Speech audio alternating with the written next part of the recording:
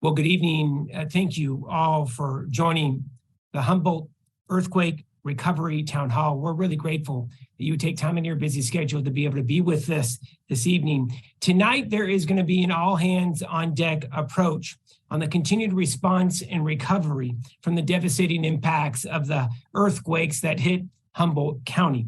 From the very beginning, the state, federal, county, and city governments have been working together in lockstep, ensuring all needs are met. Tonight's town hall is a partnership. It's in partnership with Assemblymember Jim Wood. I want to take a moment to acknowledge Jim Wood, his incredible work on behalf of the North Coast each and every day. Assemblymember Wood and I have been working together unfortunately, on several disasters over the years. And I just want to acknowledge Assemblymember Wood here tonight and thank him for partnering tonight. And I also want to acknowledge Congressman Jared Huffman. There is no one that works harder on behalf of the North Coast in Washington, D.C. than Jared Huffman. We are so lucky to have him advocating on our behalf. He has an amazing team on the North Coast, and that also includes John Driscoll.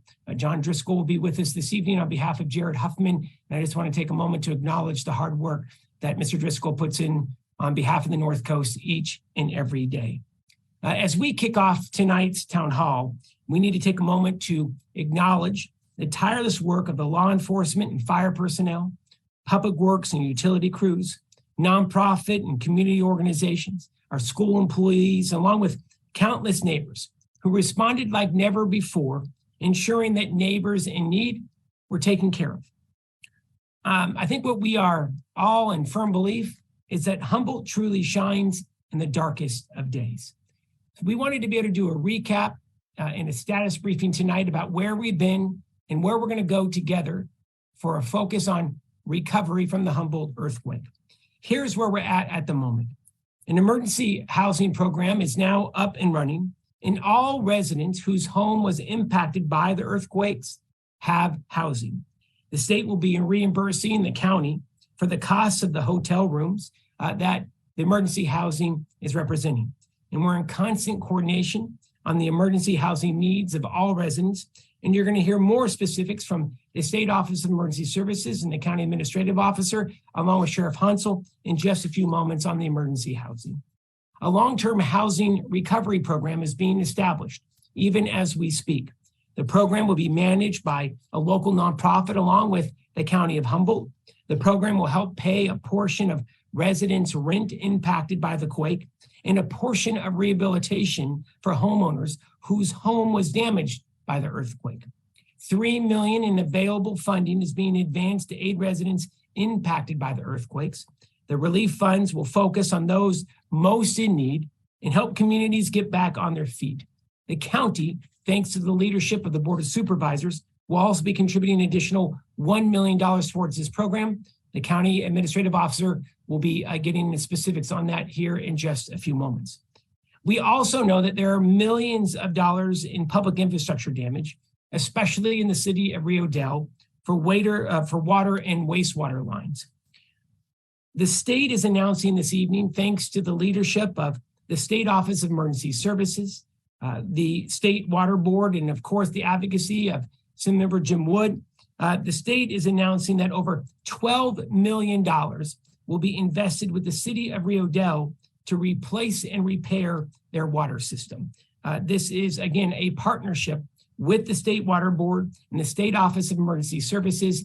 Those funds will be invested here in the months and years to come. It's a long-term repair and rebuild project, but we couldn't be more excited to be able to get that project kicked off here in the months ahead of us. Now, local officials and emergency response teams and volunteers have been on the ground since day one, but we know that there's a long road to recovery ahead. And that is why we have all come together, federal, state, county, and city governments and nonprofit organizations to be able to respond to the needs of Humboldt County residents.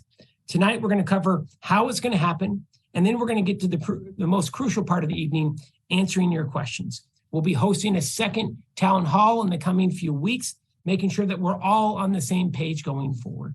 Without further ado, I'd like to be able to turn it over to our partner in tonight's town hall, and that's Assemblymember Jim Wood.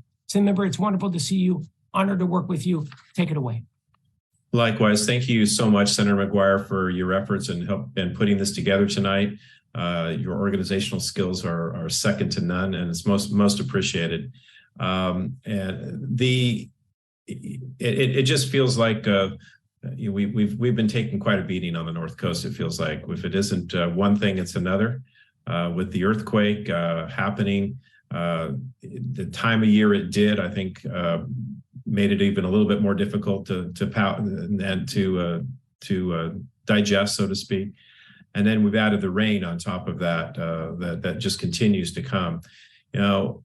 One of the most important things is that, obviously we want to get you as much information as possible. We want to help in the recovery as quickly as possible. And our state partners, our federal partners, and the county have been working tirelessly. I think you know that. And kudos to all of them. Seriously, it is going to be a long-term effort. One of the big challenges is going to be, it's going to take time. It's going to take some time. And tonight, the questions that we'll be taking and doing our best to answer will give us significant insight into what is really on your minds going forward. We know what we think we need to do, but we need to hear from you and moving forward in helping in those particular needs. So it's an honor to be here tonight with everybody. We won't have every answer for everything tonight. But we are going to do everything we can to make this recovery as efficient and complete as possible for as many people as possible. So thank you so much, Senator McGuire. Look forward to the rest of the meeting tonight. Grateful to you and to your team for the continued work, Assemblymember Wood, and always honored to work with you, especially in these times of need. We would like to be able to turn it over to John Driscoll, District Representative on behalf of Congressman Jared Huffman. Mr. Driscoll, Humboldt County is your home. You've been very focused on this issue. We want to say thank you to you and to the Congressman for your leadership. Mr. Driscoll, you have the floor, sir. Thank you, Senator McGuire and Assemblymember Wood. I really appreciate being here tonight. I want to also thank the very fine people in the local and state response that really jumped on this as soon as it happened and have been ramping up efforts ever since. It's really been an impressive response. I want to just say that Congressman Huffman very much has you all in his thoughts, folks that have been affected by this significant earthquake. He's been monitoring this since the very beginning and trying to bring federal resources to bear, whether it be Federal Highways Administration looking at Fern Bridge, or whether it's the Small Business Administration that is now going to be in place. It has been in place now in Fortuna for a few days here, helping people. This was not only a traumatic event on its own, but the difficulties continue for those whose homes and businesses were damaged. And you have seen an amazing local and state response. Because it's local, it does not appear that this event will meet the very high FEMA threshold. But the congressman was able to bring in the Small Business Administration to help with low interest disaster loans. And I can tell you that SBA is very interested in helping people, and folks should not hesitate to go down to the Disaster Outreach Center at the Rona Recreational Hall in Fortuna. They really will work with you, and you shouldn't assume that you can't qualify or you can't afford it. You really should go talk to them. And there are also many local and state resources available that people should look into. It's really a team effort to recover from an event like this. And there really is a very good team assembled to help. And you'll hear more information as the town hall goes on here. So thank you again, Senator and Assemblymember Wood. Thank you so much. John Driscoll from Congressman Huffman's office. And Congressman Huffman, please, Mr. Driscoll, please thank him for us for all of his advocacy and hard work. We are now going to turn the meeting over to Robert Troy. Robert Troy has been the lead for the State Office of Emergency Services since the very beginning of the earthquake. He has made Humboldt essentially his home over the past month. Mr. Troy is going to be active now and well into the months ahead, ensuring a recovery for the city of Rio Dell and the rest of Humboldt County. Mr. Troy, the floor is yours for a status briefing on behalf of the State Office of Emergency Services. Thank you, Senator, and thank you for having us here tonight. It's really been our pleasure and our honor to work so closely with the local and state family and support of Humboldt County on this disaster.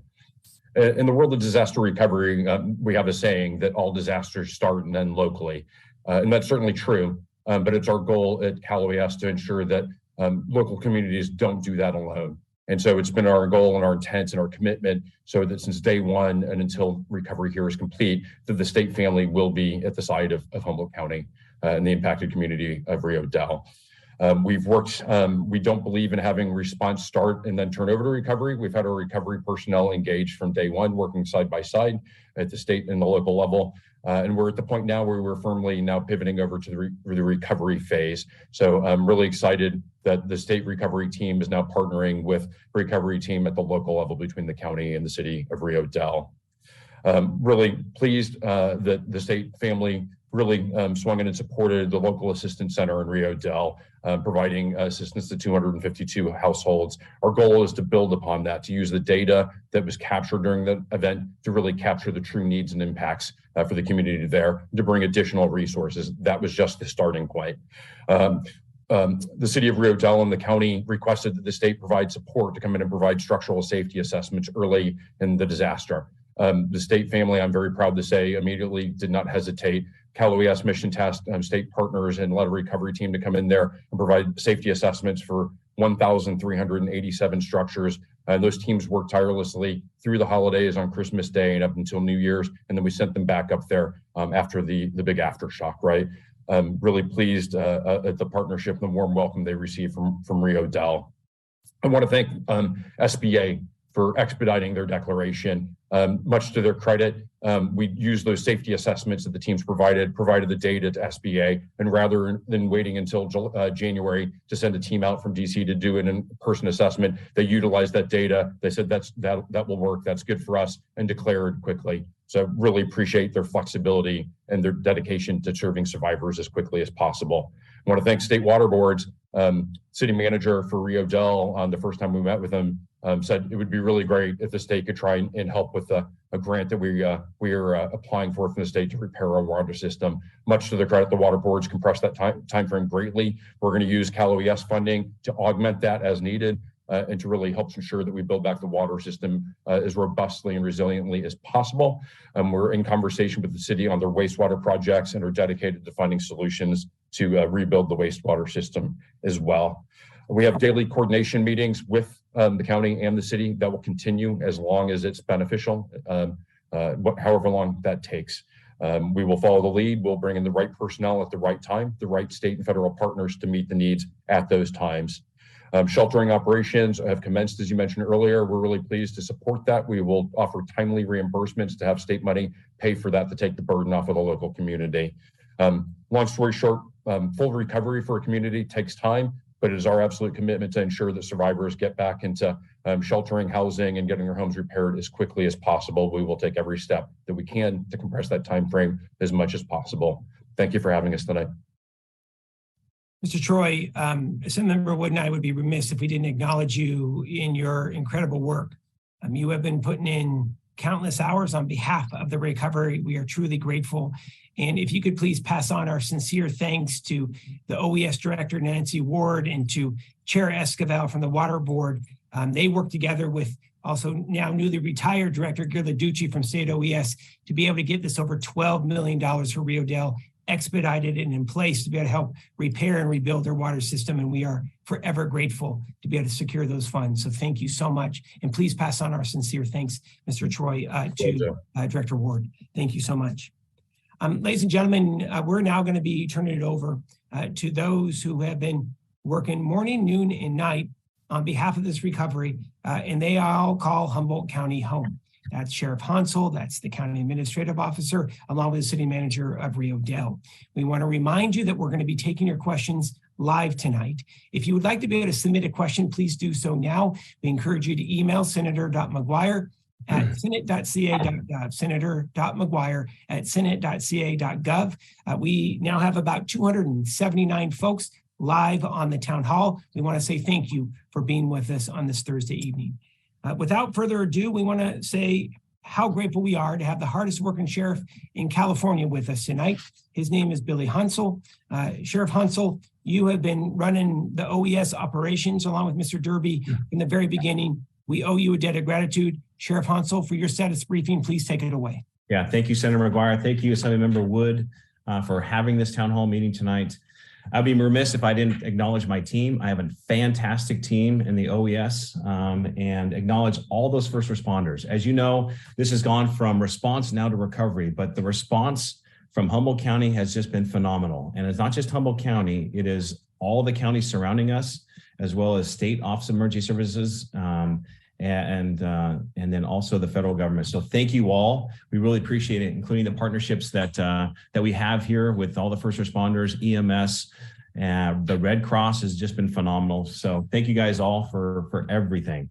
You know what? This earthquake has hit us tremendously. We have $31 million worth of damages to local infrastructure, and that's just public infrastructure. We also, just like Bob Troy said from Cal OES, we've had our inspectors up here inspecting 1,300 homes, or 1,300 structures, and they've identified 90 plus of those to be red tagged. Those are unsafe to occupy. And then we have over 250 houses that have been tagged yellow tagged, which means that there is restricted use, that there's significant damage that needs to be addressed. And so all these people have been displaced. And so we have, thankful for the Red Cross that opened up their emergency shelter. There was 20 people that utilized that emergency shelter. And then also there's 70 households now that are receiving sheltering at local hotels. We got hotel vouchers for them. So we're trying to take care of their immediate needs. Just like Senator McGuire mentioned, there are no displaced residents that don't have a place to go right now. So we're very, very happy about that. And so now we're going to recovery. Recovery is going to require a long and intense process. We appreciate everyone's help on this. It is going to take time, and we do ask for your patience in this. We have set up a recovery line. It is the familiar number 441-5000. We want everyone that has those immediate needs for temporary sheltering or for also cleanup. So we understand this earthquake has caused significant damage as well as a lot of cleanup efforts. So we actually have crisis cleanup teams that are on scene here in Humboldt County that are willing to assist. So you can please call 441-5000 and register to get your place cleaned up. We can have crisis cleanup team come over and take care of you. We also have also social services tied into our crisis line. You can receive information on local services that can be offered for you. And so we just urge people to call that crisis line to ask for assistance. The recovery officer has, and the recovery team is going to be working with California Office of Emergency Services. I want to thank previous director Gil Arducci and new director Nancy Ward for all their efforts. California Office of Emergency Services had poured into Humboldt County. And just like Bob Troy said, they're not going to leave. And so we have tons of resources here. We're going to be here for the long haul. And that we are going to be here to make sure that people get the assistance that they do need. We want people to stay informed. Part of the information here that we're doing here is making sure that people are directed to the right information.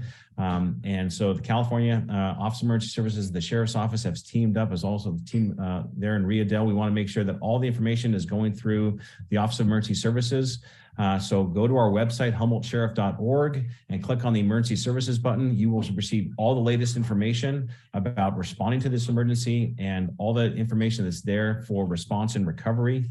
And as you know, we've faced a lot of different disasters. So please don't hesitate to sign up for Humboldt Alert. If you want to get alerted to emergencies and what to do in the event of emergencies, just Google Humboldt Alert. Make sure you sign up for those emergency notifications, and we can get that information out to you as soon as possible. And then I'm here to answer questions, and I just want to thank you all for everything so far. And we're looking forward to working with all you for the recovery into the future. That's Sheriff Hunsell. Thank you so much, who has been leading the emergency response and recovery efforts. We're really grateful. We're now going to turn the floor over to the County Administrative Officer for the County of Humboldt, and her name is Alicia Hayes. Madam CAO, we want to say thank you to you, your team, and in particular your board, Supervisor Bushnell, Supervisor Bone, who've been on the ground impacted by this earthquake because their districts have been hit the hardest. If you could please pass on our thanks to Supervisor Bushnell and Bone and your entire board for their hard work. Madam CAO, the floor is yours. Thank you, Senator. I want to start by thanking you, Senator McGuire, Assemblymember Wood, and Congressman Huffman for having us here today and for the work that you've been doing to help our community recover from the recent earthquakes.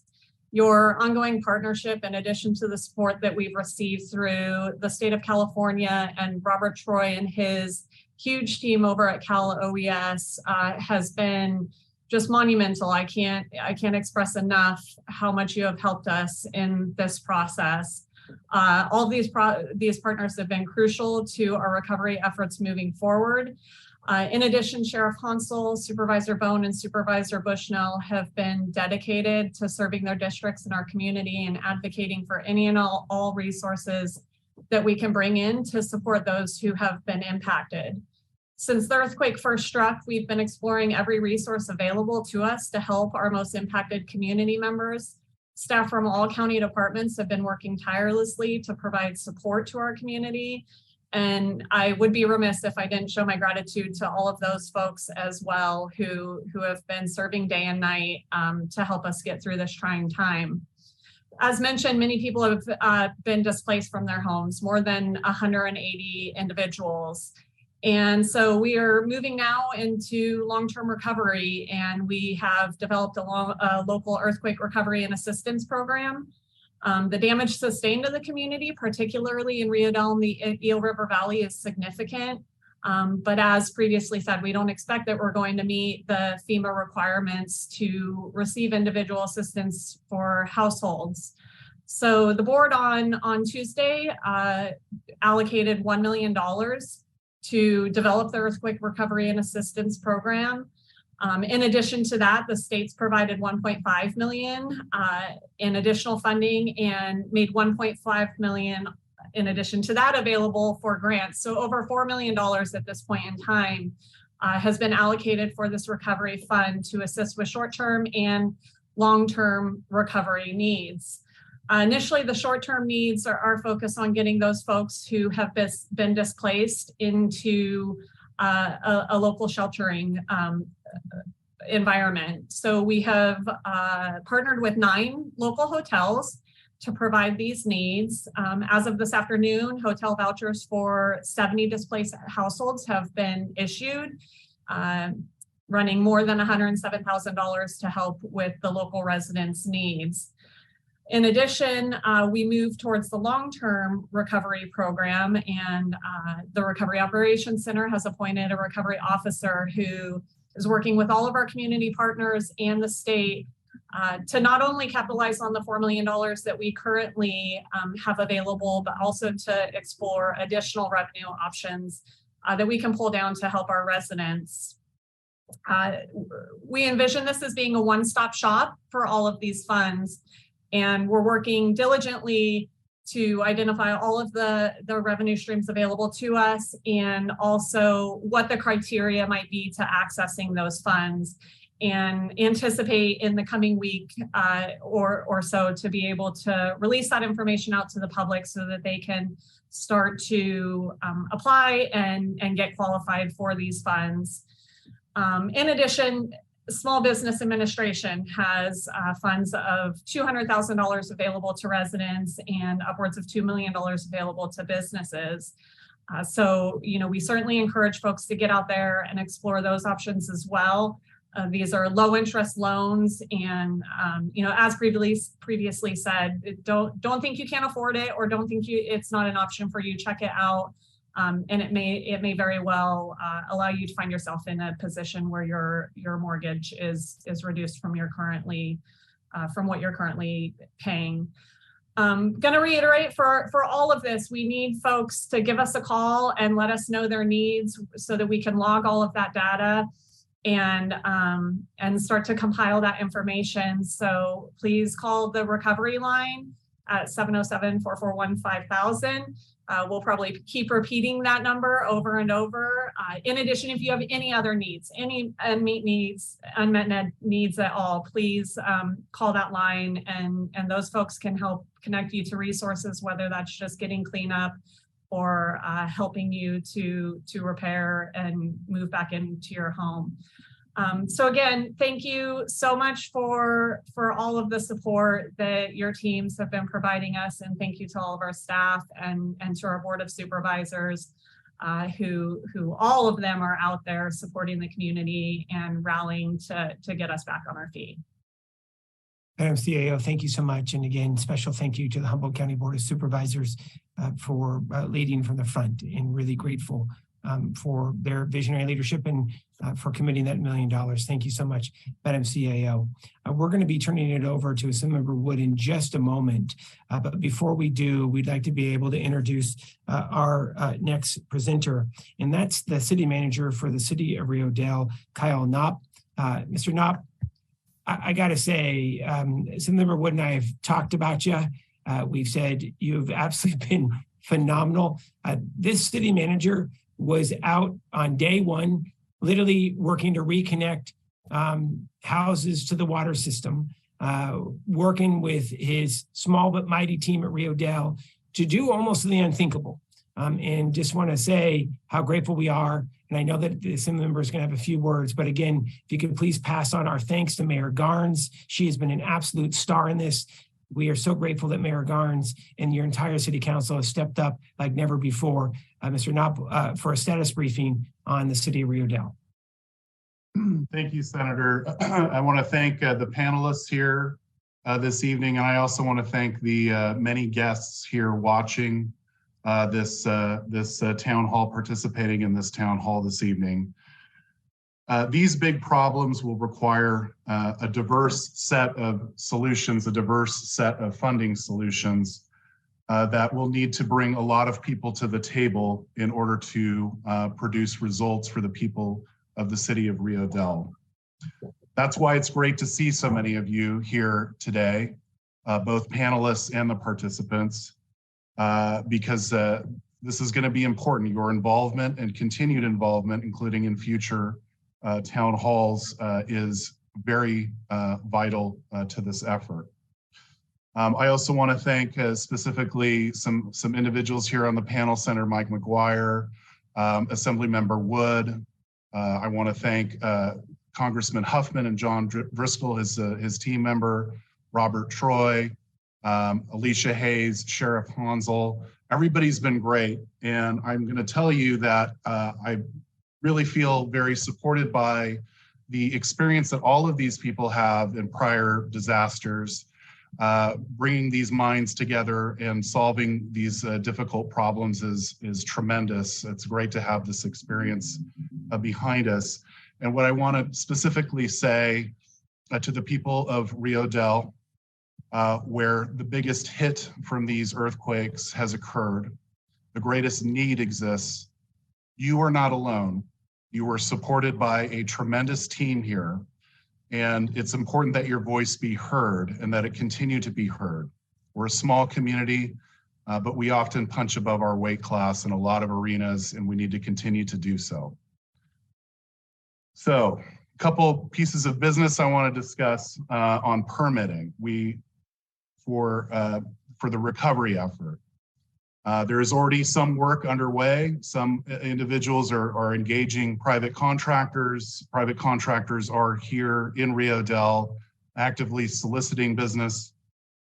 Contractors need to be licensed. They need to be insured. They need to do good work in conformance with the building code. Contractors need to get permits. Why? It is the building code that can save lives.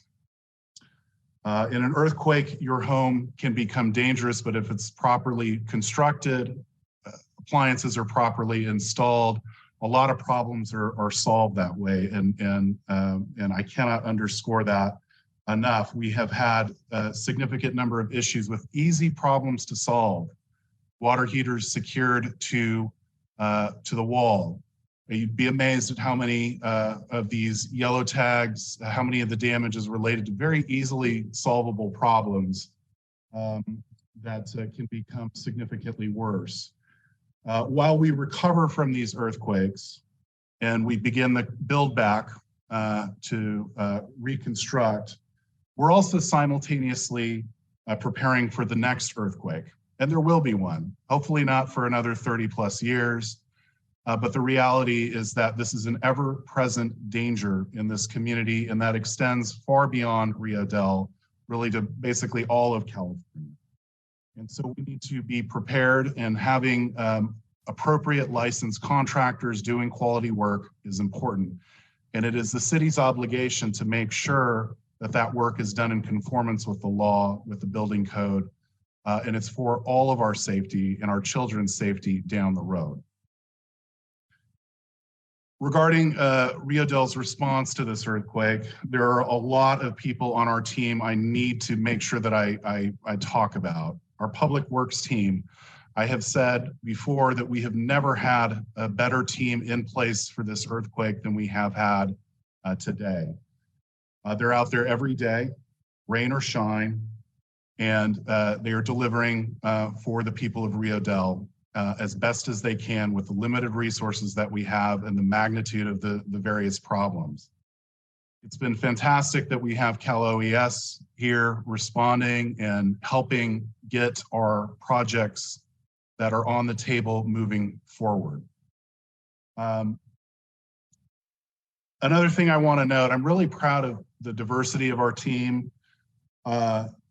During this earthquake, it was the public works crew that came in on one of our press releases with Spanish and Mandarin translations.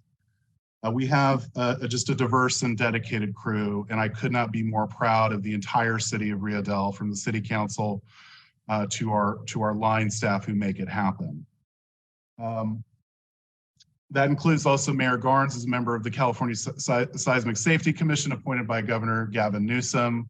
Like I said, the Rio Dell team could not be better positioned overall for this event. Regarding water, as the Senator mentioned and Cal OES has been working on, we're going to be receiving over $12 million towards the water system that needs to go towards capital replacement. These are dollars that the ratepayers are not going to be paying. They help lower our long-term costs and obligations to the water system. It's a fantastic deal. We really appreciate Cal OES's help with this. We're working on other projects on the wastewater side, and you may have heard we have a lot of damage to our wastewater system. It's hard to find just because of the nature of the pipes being under the ground. And we're working on some solutions to this. Nobody in Rio Dell is happy to have sanitary sewer overflows during these large rain events. And we have some proposals on the table that we'll be working with. We have a meeting tomorrow morning with Cal OES and some other staff members to go over kind of the next steps on securing some additional relief in that arena. So again, I want to thank Senator McGuire, Assemblymember Wood, Congressman Huffman. This is a difficult situation that's going to require some finesse and a diversity of solutions. And it's important that the public continues to work with the team, especially at the county, and that we're going to get through this. And I just, again, really appreciate everybody's time here. Thank you. So, City Manager, thank you so much for your hard work. And again, please thank your team and your City Council and Mayor Garnes for all of the work that's been happening. I'm now going to turn the meeting over to Assemblymember Wood to be able to lead our next panel. Thank you very much, Senator. We're going to talk now about resources for recovery. Just want to highlight a couple of things before we start. Senator McGuire and I are no strangers to small communities. We've lived and worked in them our entire professional careers, except for our time over in Sacramento. We recognize that given just our fair share of the resources, our communities can do amazing things. And we know that our communities will recover from this. And all we really hope for is to get our fair share of the resources that we need to be successful. We're going to start the next panel here with a brief overview from our Contractor State Licensing Board on hiring qualified contractors for damage repairs. I'm going to turn this over to David Fote, who is the Executive Officer for the California State License Board. Mr. Fote, please. Well, thank you, Assemblymember Wood and Senator McGuire. I'd like to begin by letting everybody know about a very important website, and that is checkthelicenseFirst.com. And if you go to that website, what you'll find prominently displayed on the front page is a link that will take you to a disaster response center. And I would encourage everybody that needs to do repairs or rebuild to go to that link so that you'll get helpful tips in hiring a contractor. The first thing you want to ensure is that your contractor is licensed. How do you go about obtaining a contractor? We recommend you check with family, friends, associates, but you can also put in your zip code and the type of work you need done, and you'll be provided a list of licensed contractors in your area. The next tip is to make sure that you have a contract that's in writing that clearly specifies the work to be done, when it will commence, when it will be completed, and the total sum of that work. Now, you have an option of asking your contractor for a payment and performance bond. However, it's very rare that a contractor will offer that to you. And so if you don't have a payment and performance bond, and that's different than a license bond. Every contractor is required to have a license bond of $25,000. But if you don't have a specific bond for your property or your rebuild, then a contractor is restricted from receiving more than a $1,000 deposit, and any subsequent payments have to be directly referenced to work that's been completed and cannot exceed the value of that work. So a huge shout out from the Contractors Board to Senator McGuire for partnering with us to make sure that that law applies to disaster survivors. So it's just very important to remember that. And just kind of in closing, if you go to that website, there's a number that you can call. It's a disaster response phone number where we'll provide you the name and the phone number of the special investigator that's assigned to the Humboldt County area to help with this disaster response. So you have somebody that's directly assigned to work with you. Plus, we're going to have a team out performing sweeps next week to look at, try to deter unlicensed contracting practice. So just in closing, it's just make sure the contractor is licensed, make sure you have a written contract that complies with the contract requirements you can find on our website. And please don't pay the contractor in advance of the work being performed, because that's how people have been significantly harmed. You know, the folks in Paradise being a good example. So with that, I thank you for allowing me to share these tips this evening. Thank you very much, Mr. Fote. And I don't think we can emphasize that enough. Senator McGuire, Congressman Huffman, we have all seen too many examples of situations where people unwittingly have been taken advantage of. I want to say the vast majority, and I mean the vast majority of contractors that are licensed and reputable, but there's always a few bad apples. And so please check the license of the contractor you plan to hire and make sure they have a valid license. That simple step could save you a whole lot of heartache. Don't pay in advance for work that hasn't been done.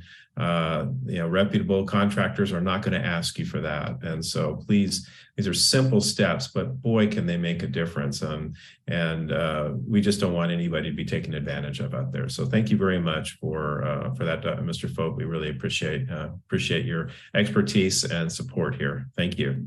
We're going to move on next to for a brief overview on from the SBA on low interest loans available to residents and businesses.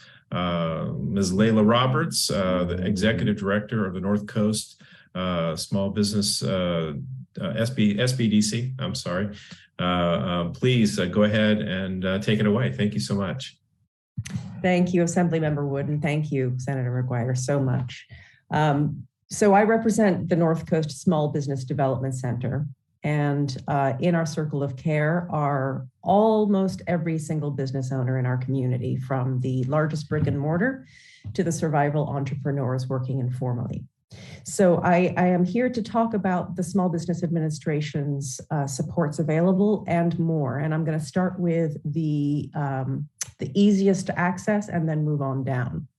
So here's what I want you to know. First and foremost, I created a little short link so that you don't have to remember anything that I'm saying.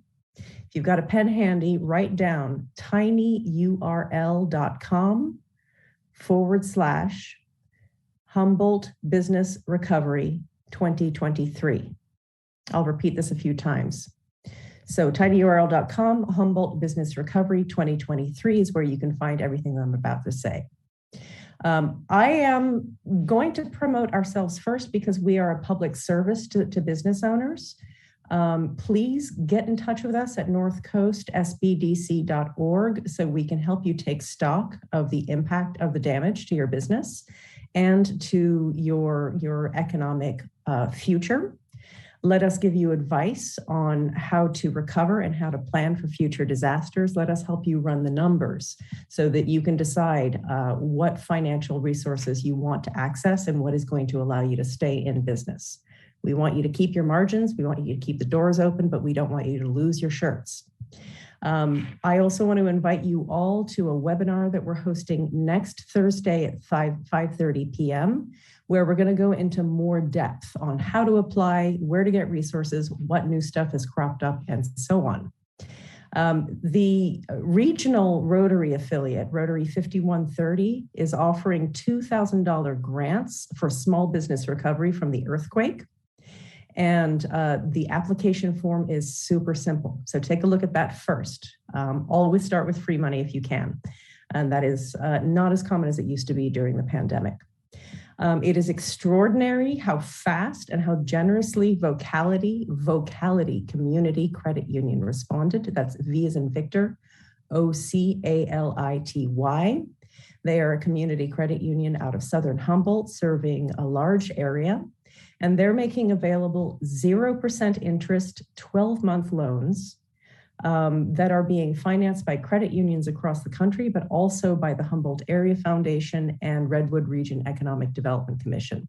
I'm mentioning this because those are the players that we might also be going back to if we find that we are leaving some of you business owners in the dust. If your gaps are not being met, we will go back to the folks with dollars and see if we can't make more kinds of funding available. But thank you so much to Vocality for stepping up immediately. And then finally, and perhaps most important, the really big source of assistance is from the Small Business Administration. I am thrilled that my counterpart, Cynthia Cowell, is also on this call to answer your questions. Here's what I want you to know, because there's a lot of detail behind this that we can help you work through. Number one, if you are a homeowner, there is help available for you. If you are a renter, there's help available for you. And the same is true for business owners and nonprofits. We've gotten all of these questions. The kind of assistance available are very low interest, especially for these days, long-term disaster response loans. You're going to get money potentially to repair physical damage, to replace equipment and inventory that was lost or damaged, obviously to take care of repairs to your home or to your personal property if you're a renter. But also, now, so for this first set, physical damage, you need to apply by March 6th. For economic injury, for lost income, for working capital that you need to be able to keep your doors open, you have until October 4th. And the SBA disaster loan response is open because we're still having aftershocks, right? It's going to remain open for the foreseeable future. A lot of people have told me that they are hesitant to consider applying for yet another loan. Here's what I want you to know. I would like you to consider getting in the queue anyway. Get yourself in the line. You don't have to accept the debt if you decide you don't want to, but at the very least, you will include it in your list of options for your long-term business recovery. Just very quickly, a couple of things that you may not realize. If you have a business that has been damaged, you can apply for Humboldt property tax relief. If you're an employer and you need a little extra time, you can request to the EDD, Employment Development Department, to delay your payroll reports and even your tax payments. And the Humboldt County Economic Development Department and the Workforce Office also offer help if you do have to lay off your employees. They will help you make sure that the process goes smoothly, that your employees have immediate assistance. So figure out how to get a hold of them for the rapid response. How do you get a hold of them? tinyurl.com/Humboldt Business Recovery 2023.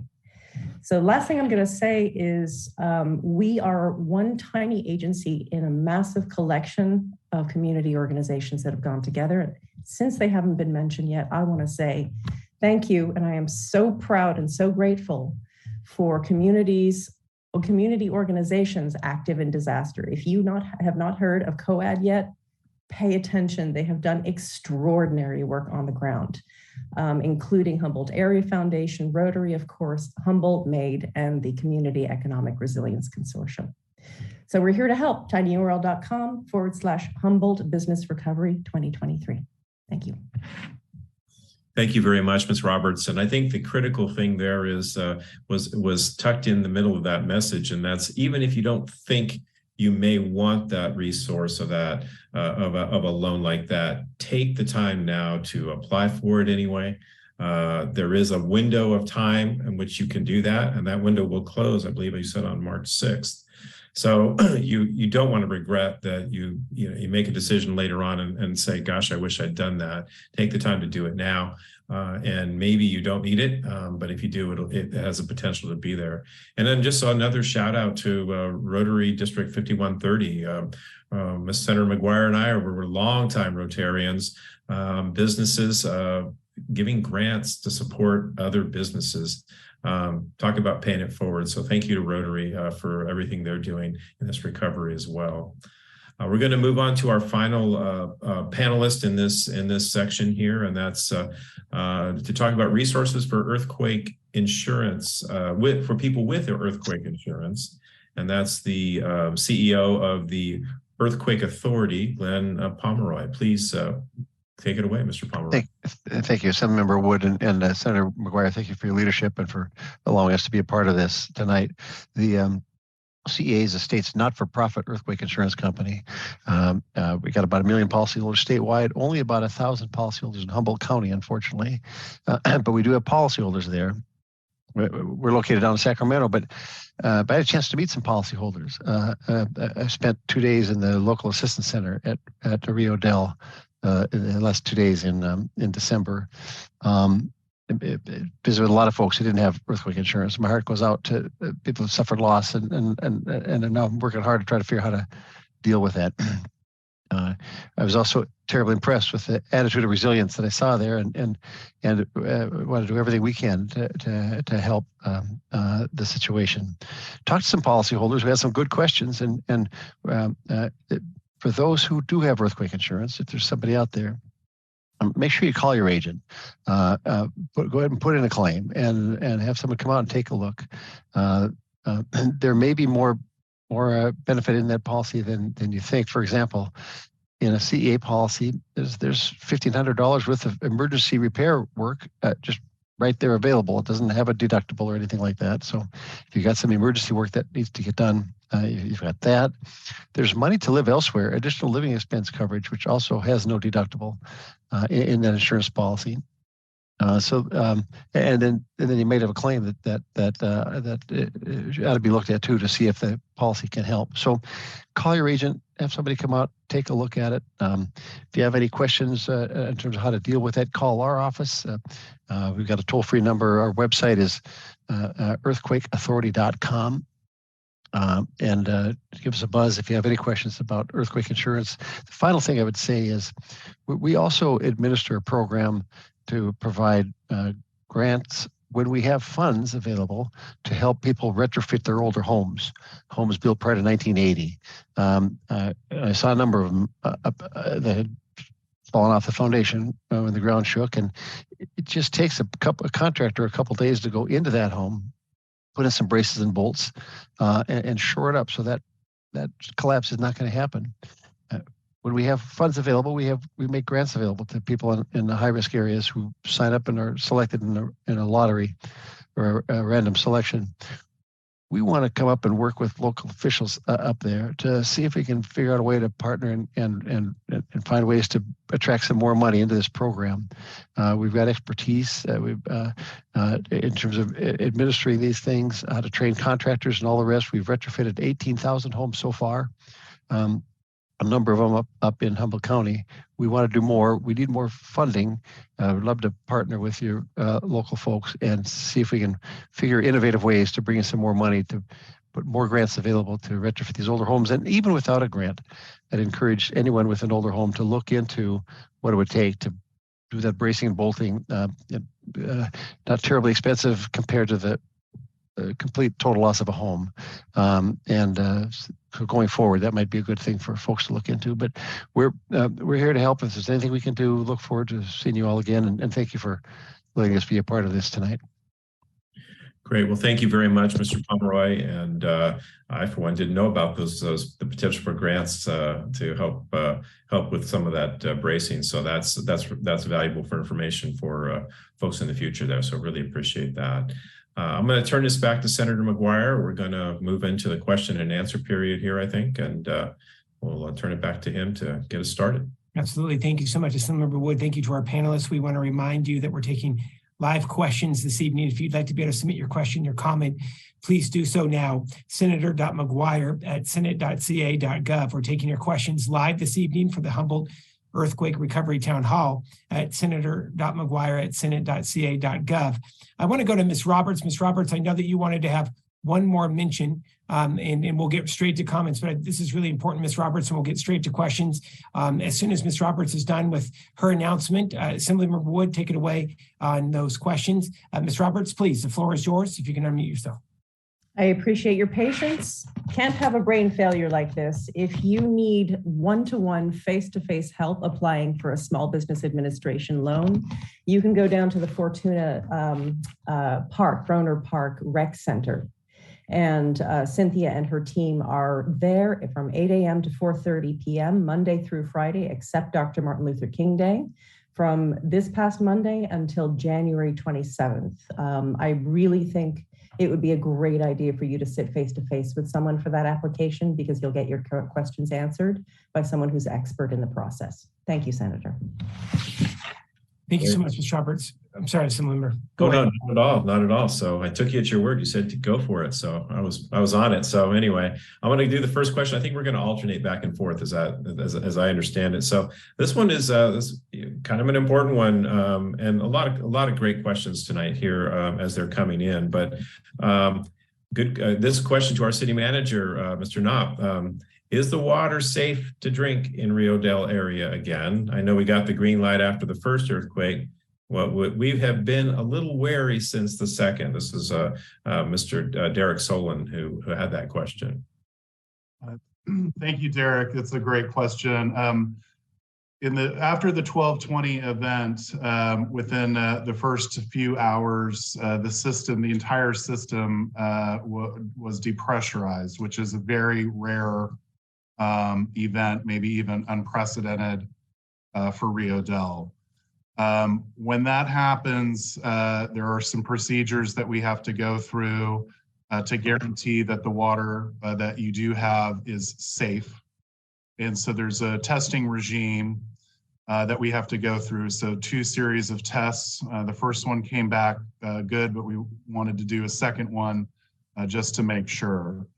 So with the aftershock on New Year's Day, there was no system-wide depressurization. That earthquake, for whatever reason, had less of an impact on the water distribution system. So there was never a second depressurization requiring the testing procedures to make sure that your drinking water is safe. So if that answers the question, the water is absolutely safe to drink. Thank you for the question, Derek. Great. Well, thank you very much. We'll go on to Senator McGuire for the next question here. Thank you so much, Assemblymember Wood. And again, we're taking your questions live tonight, senator.mcguire@senate.ca.gov. We have a question in from the Moterns, Mr. and Mrs. Motern. This question is for City Manager Kyle Knopp from Rio Dell. How do you acquire business licenses to help with cleanup? Mr. Knopp, if you want to comment on the city of Rio Dell's process. So business licenses for cleanup operations. First of all, I want to encourage people to go to crisiscleanup.org. There is a volunteer organization and system set up to make requests for assistance with cleanup. So there's that. For businesses interested in engaging in cleanup, I want to encourage them to come to City Hall or to phone us at 707-764-3532 to come through and file that application fee. It's very easy process, very quick. We're very quick on those processes. That's Kyle Knopp, City Manager for the City of Rio Dell. We're now going to go to the California Earthquake Authority. Glenn, this is coming in for you. Gina writes in, are there any programs that might help with strengthening house foundations in preparation for the next big one? Glenn, what folks are tuning in and out tonight. Sure. If you could just repeat, how can folks get a hold of you about those potential $3,000 grant? Okay, great. Yeah, it's called the Earthquake Brace and Bolt Program. There's a website, earthquakebracebolt.com.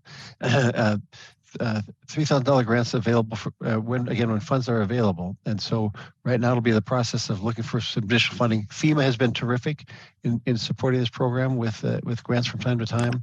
We'll be looking for additional FEMA funding to put in the program so we can create the opportunity for more grants.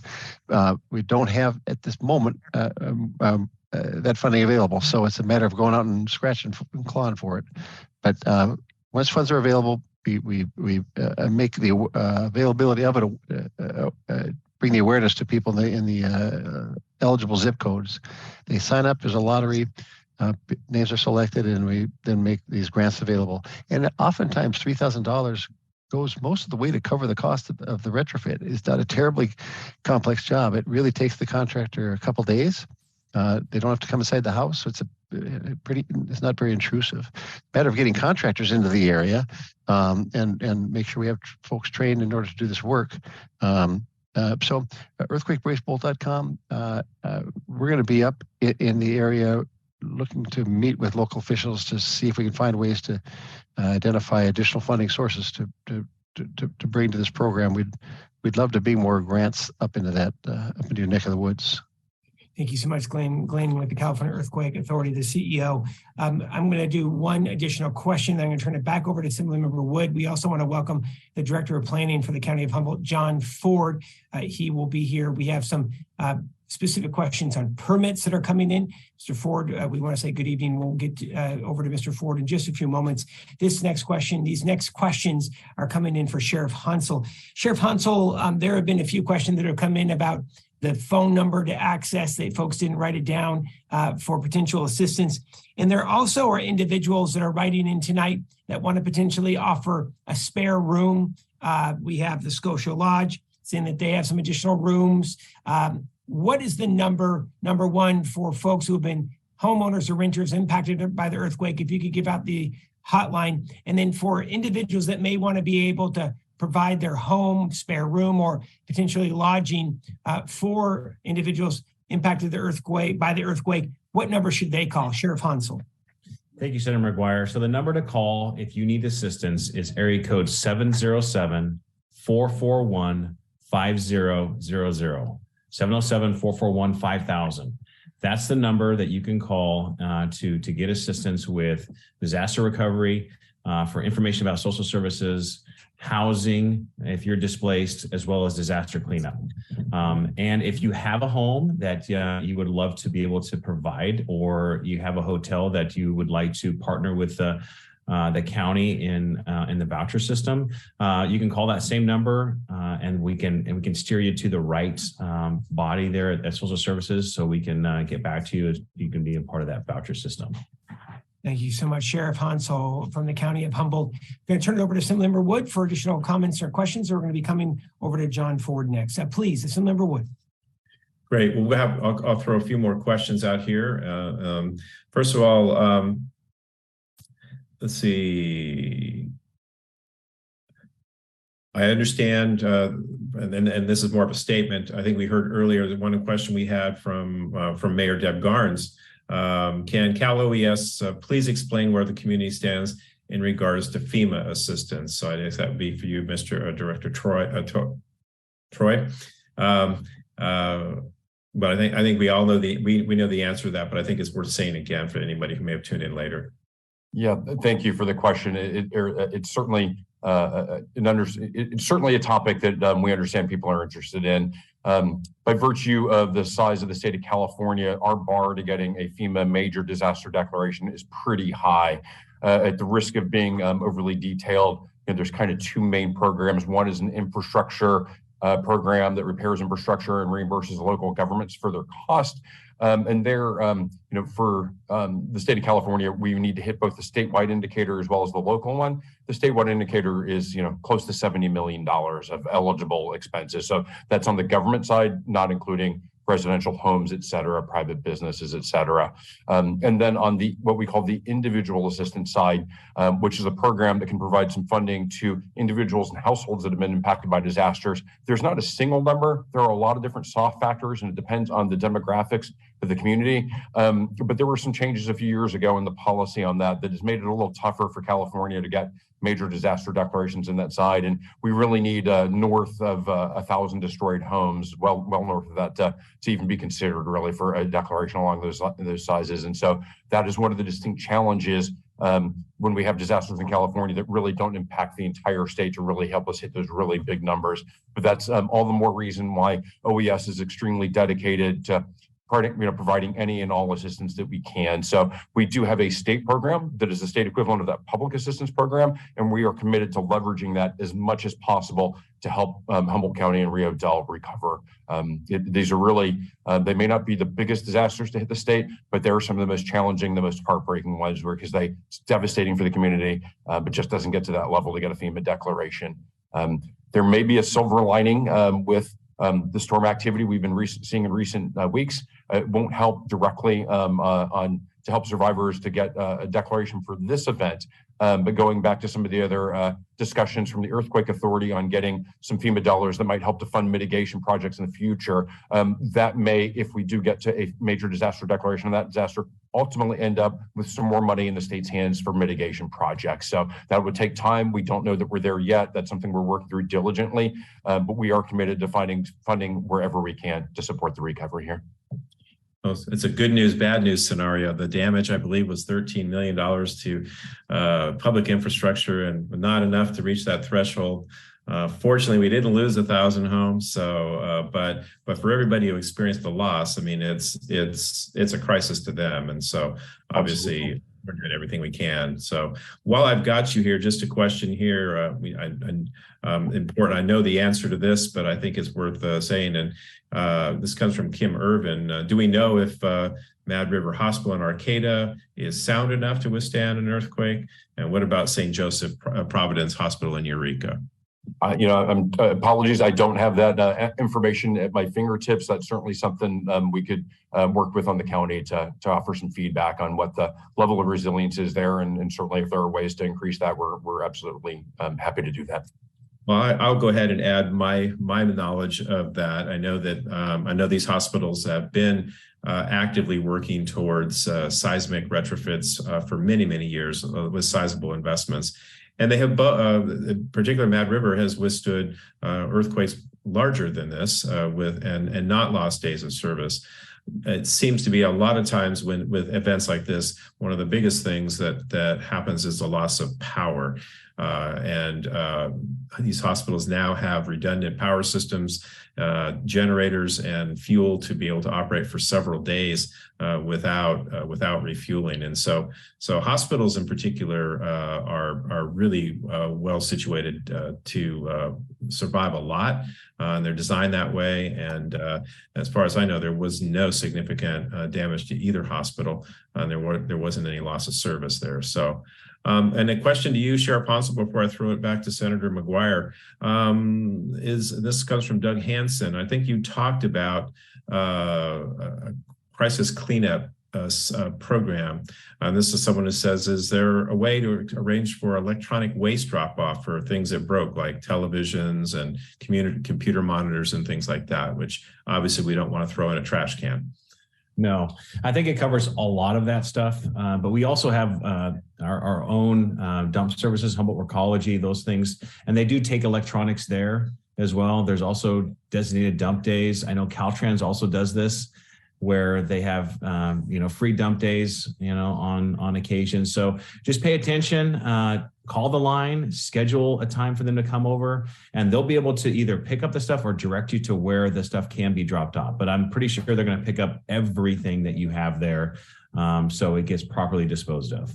Great. Thanks so much, Sheriff. I'm going to turn it back to you, Senator McGuire. Thank you so much, Assemblymember Wood. We are taking your questions, your comments on all issues of resources and programs and permitting, all related to the recovery from the Humboldt earthquakes. We welcome you this evening. You have every individual who is from the city of Rio Dell, from state agencies, from the county of Humboldt, from the state office of emergency services to the county office of emergency services, the sheriff's office here, available to answer your questions on recovery and response to the earthquake. Send in your questions now, senator.mcguire@senate.ca.gov. We want to welcome the Director of Planning and Building for the County of Humboldt, John Ford, who's joined us. We're going to go to both the Director for Planning and Building, John Ford, and to the City Manager, Kyle Knopp. Some of these questions are coming in for the county, but most likely there are folks listening in the city that will relate to this and vice versa. So let's get going right now. Mira writes in the city, from the city of Rio Dell, my home is now yellow tagged. Is there a way to get my permits expedited with the city above everyone else? So, Mr. City Manager, I know that you have made those who've been victims of the earthquake priority. Talk about a potential expedited program for building permits for earthquake survivors. Then we'll go to John Ford. So absolutely, we will be prioritizing all recovery processes to the maximum. My advice is to, as soon as possible, contact City Hall during working hours and do so at 707-764-3532. And if we aren't able to get to you that day, we will be able to respond shortly thereafter. And it absolutely is our top priority. We recognize that we've had the Caltrans crew, this great state crew that Cal OES organized in tagging buildings, red tags, yellow tags, so on and so forth. The reality is that list is dynamic as people work on their properties and fix things, get things done. So I just want to encourage you to not hesitate and come down to City Hall or again, call 707-764-3532 to get those services. City Manager for the City of Rio Dell, Kyle Knopp, thank you. Let's go to the Director of Planning and Building for the County of Humboldt about expedited permitting, Mr. John Ford. Good evening. Thank you, Senator. Good evening. Yes, similar to what the City Manager just said, if you have questions about the condition of your home, do call the Planning and Building Department. That's at 707-445-7236. And we will send an inspector out, if not the same day, the very next day, to expedite that. If you are ready to begin repairs, identify that these are earthquake repairs. We will move that to the top of the stack and move it directly into plan check. If we can issue anything over the counter, we will. We've got the resources to be able to do that, and we are standing by to assist. Thank you so much, Mr. Director. Mr. Director, we're going to stay with you for a moment, then we'll turn it over to the City Manager on the same question. This individual was not clear on if this is a county or city, so let's go with county first. If I pull a permit to repair electrical on my home or business, will it need to be repaired as it was, or does it have to be upgraded to current building codes? Director Ford. That's a great question. Normally, the requirement would be to comply with current codes. I think our primary interest is going to be to facilitate getting the repairs done and returning the units to a livable condition. So we will try to exercise every interpretation that's available to us to get it done close to what it was without having to completely upgrade things. I think, Director Ford, to your point, If that makes sense. It's going to be important, though, they call and then obviously having your team do a consultation on that, right, to be able to help that resident through, correct? Absolutely. Yes. Thank you for that, Senator. It really is a matter of communication and understanding what needs to be done and being able to work with the homeowner, work with the homeowner's contractor to design a repair program that will achieve the results needed. We're going to stick on the planning side of the questions here. In wanting about, we have another about inspections. How do we get another inspection done on the inside of the house when the damage has been done on the outside? The inspectors inspected the outside but didn't come inside. So why don't we keep with the director about in the unincorporated area? Then we're going to go to Kyle Knopp in the city of Rio Dell. So for interior inspections, Director Ford.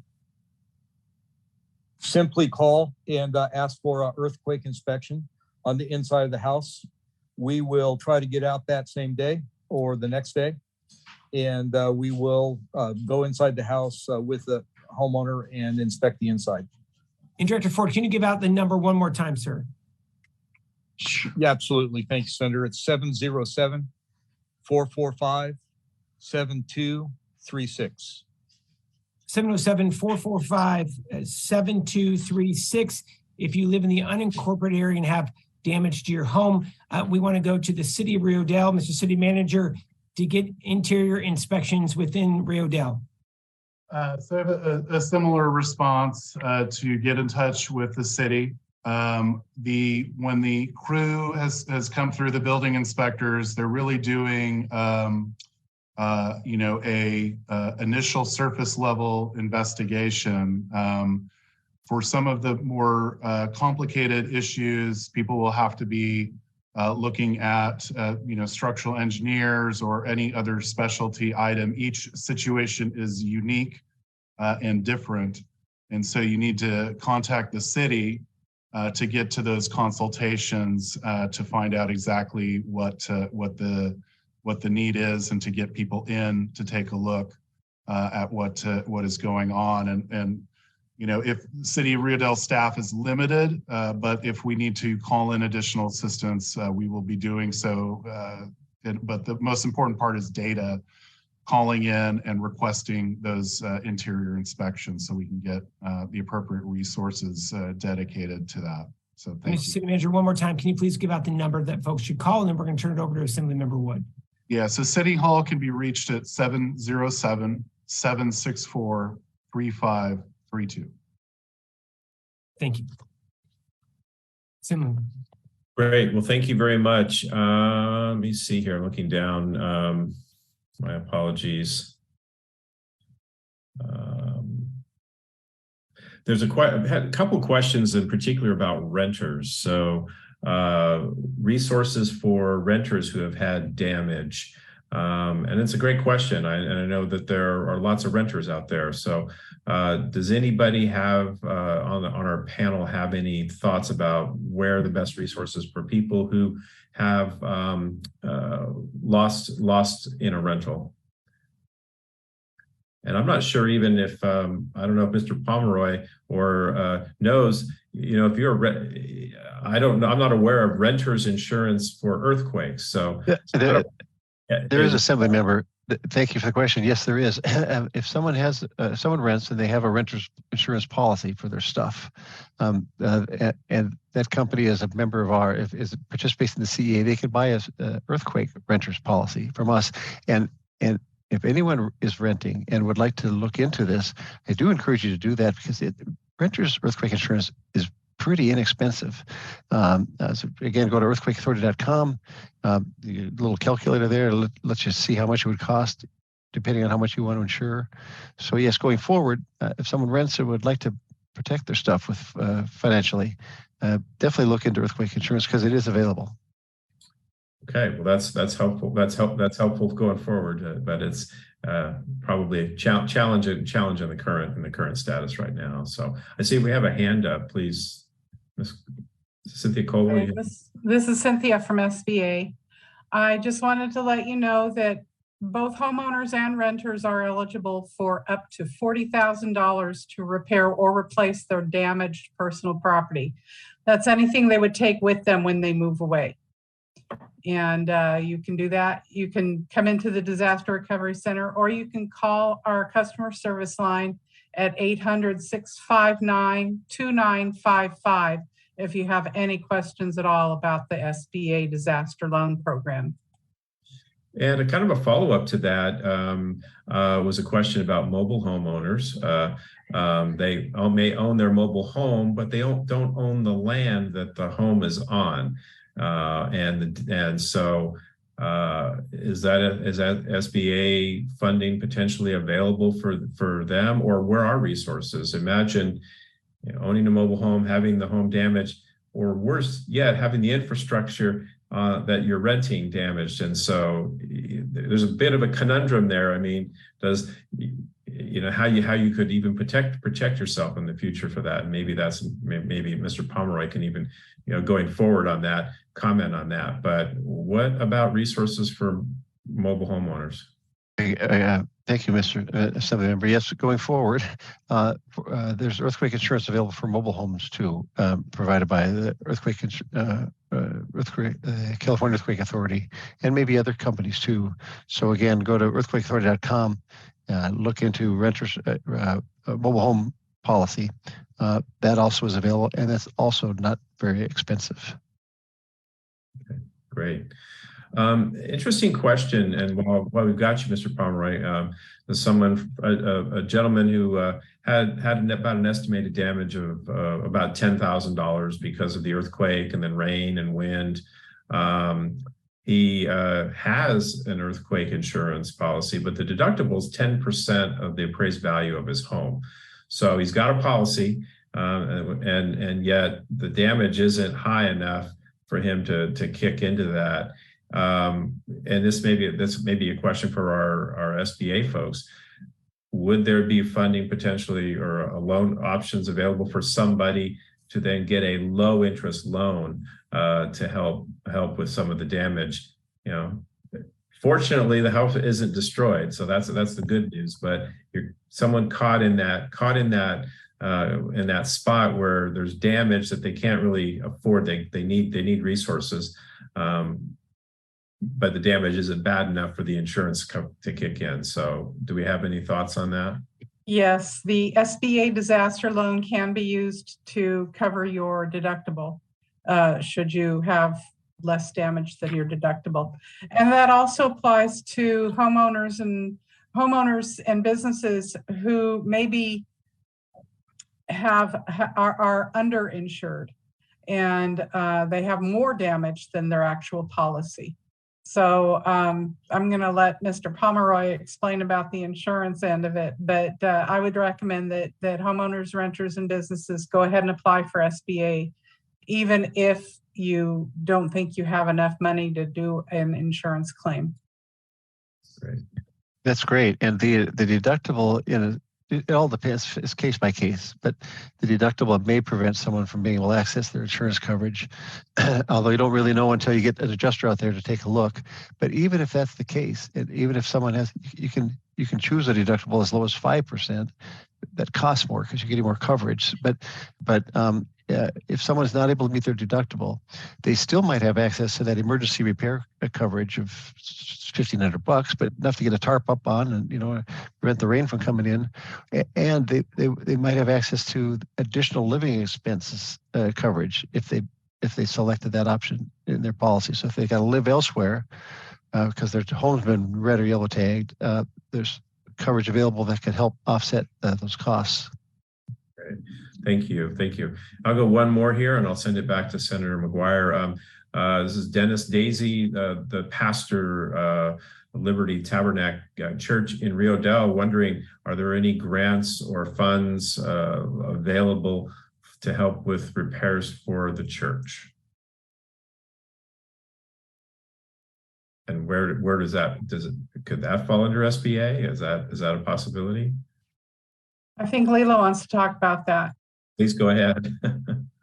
So I would add, churches are sometimes incorporated or have incorporated nonprofits. So the SBA would apply in that case, perhaps. However, I would also direct the Reverend to the Humboldt Area Foundation's Disaster Response Fund. It is well funded and they're moving dollars really fast. Humboldt Area Foundation is hafound.org. Great. Thank you. Thanks very much. Back to you, Senator. Thank you so much. Assemblymember grateful, really good questions, and so grateful to our panel.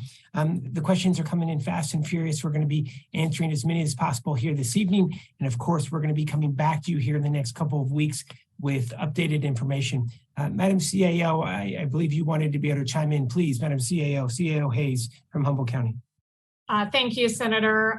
There is the local earthquake recovery and assistance program that is, being specifically designed to provide direct assistance to homeowners and renters who have been impacted by the earthquake. Particularly the $1 million that was allocated by the Board of Supervisors this week is designed to be incredibly flexible, so that that is our pot of money that all folks can potentially have access to. We are working to develop the criteria of that, but its primary source is intended to get folks back in their homes. And so, whether renting or owning, regardless of income levels, we want to get folks back in the safety and comfort of their living spaces. And so anybody who has needs should contact the 707-441-5000 number, where the recovery officer will start to triage those requests and compile all of the needs and get us a jump start once we are ready to start sending those dollars out the door. 100%. Madam CEO, we're going to stick with you. Denise writes in, what funds are coming into Humboldt for earthquake victims and how will they be spent? Denise, this is going to be one of the focuses of our next town hall. So I'm going to break down the state funds, and then Madam CAO, I'm going to have you break down the local funds. And then in our next town hall, Madam CAO will have an update about how to apply as well as eligibility. So for the first $1.5 million programmatic dollars that are going to be coming in, the first $1.5 million from the state will be coming in from housing and community development. Those dollars will need to be run through the County of Humboldt because those are actual state general fund dollars. They will have income eligibility requirements. Those funds can go for homeowners in rehab. The specifics will be announced at our next town hall, but we're working fast and furious with Housing and Community Development, the County Administrative Officer, the Board of Supervisors, as well as their recovery team and state OES on the program that you will be able to apply to. The second $1.5 million that's coming in from the state, it's through our philanthropic department at the State Office of Emergency Services. The state is working with private entities throughout the state to be able to provide flexible dollars into Humboldt County with a nonprofit. Those dollars are incredibly flexible. Those could be used, for example, for rental assistance. They could be used for rehab of housing, and will be much more flexible than that first $1.5 million that I talked about that are programmatic, that are actually coming from the state general fund. Again, we will have full details on how to apply for the county's $1 million, the programmatic dollars directly from the state general fund, and the $1.5 million that's coming from philanthropic sources through the state into a local nonprofit at our next town hall. Madam CAO, there's 3 different pots of funds. I didn't want to confuse it, but wanted to break it down. Any other items that you'd like to be able to discuss on those 3 pots or funds, please? Senator, I think you covered it well. I would just say to provide some level of assurance to the community, my goal with these dollars is to make it as simple as possible and as quick as possible. Working in a government, that is sometimes difficult, so want to set realistic expectations, but I am absolutely looking at every avenue where I can cut out the middle folks so that we can create the clearest and easiest path of travel to get these dollars into folks' hands so that they can start doing the repairs that they need to complete. And we are committed, Assemblymember Wood, myself, Congressman, the Board of Supervisors. There are literally multiple meetings every week on getting the program built and ready for application ASAP.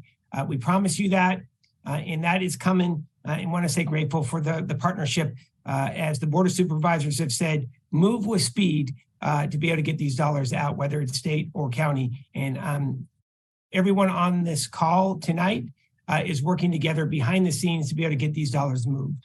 Okay, I'd like to go to our next question. We have several questions about Fern Bridge. So I'm going to give you an example. Pete Marion says, what does Caltrans know so far about the condition of Fern Bridge, and what do they have? What are the plans to fix it? We have 3 other questions about Fern Bridge. Here's what has happened. $6 million in emergency funds has been secured from the state and has been dedicated to Fern Bridge. Fern Bridge is on State Route 10, getting into Ferndale. That $6 million is already arrived in the Humboldt District Caltrans office. Less than 24 hours from the earthquake hitting, we had emergency contractor on scene opening up the bridge. There is not structural issues. There are no structural issues with the bridge. Yes, there are issues with some of the cement and some cracking, but it is not structural. So work is continuing on Fern Bridge, but again, $6 million is secure in the bank, and those dollars are being deployed even as we speak. Okay, I want to go to building and planning director, and then I'd like to turn it over to the city manager. This comes in, if a resident has structural damage or drywall damage requiring dust and debris, can a resident bring in a travel trailer to use while the repair is being done on their home? Director Ford, first for unincorporated, then we'll go to the city manager. Yeah, for short-term repairs, travel trailer to live in is fine. Yeah. So travel trailer, short-term repairs, temporary repairs while the project's happening on earthquake repairs, all good with the county. Let's turn it over to the city of Rio Dell. Yeah, so you are allowed while you're working on your home to have a trailer there. What I want people to do is make sure, again, that they contact the city to make sure that the city's aware of that. We also are temporarily allowing cargo containers for 60 days. As you're working on your property, you might need to move stuff out and into a temporary storage. So those are also available for 60-day period. And again, I want to make sure that people contact City Hall at 707-764-3532 to make sure that the city's aware of that. For record keeping purposes. Thank you so much, Mr. City Manager. We're going to go to our next question. I'm going to turn it over to the CEO and to the sheriff on this question. Sharon writes in, who will be monitoring the data and disbursements to ensure that no one is ripping off our hard-earned tax benefits and homeowners? Sharon, you get to the exact point that we're all working on. We want to get this money out as quickly as possible, but we also have to have safeguards and a system to track the funds. And it's deeply unfortunate, but especially in times of disaster, there are some real lowlifes that try to rip victims of disaster off. And so we're developing a program that will be run both through the county and through a qualified local nonprofit that will not only track the funds, but ensure that the funds end up in the homeowner's hands and that they're used appropriately. We guarantee that, but again, just being really honest, that's why we're setting up this program to ensure that the safeguards are in place. I want to turn it over to the CAO and the sheriff, and any items that you want to comment on that. Let's go to the CAO first and then the sheriff. Yeah, that's exactly correct. We will be, helping to vet all of these processes. We will have safeguards in place prior to disbursement of funds and subsequent to disbursement of funds. So we will certainly be watching every dollar as it goes out and as it gets spent.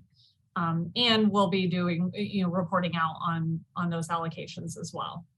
And the programmatic dollars that comes from the state general fund, that first $1.5 million that I discussed, there is a reporting mechanism that the county reports back to housing and community development as well. Same thing, state OES, even though there are philanthropic dollars that come through state OES to a qualified nonprofit, state OES requires a tracking of how the funds are spent and who receives the funds.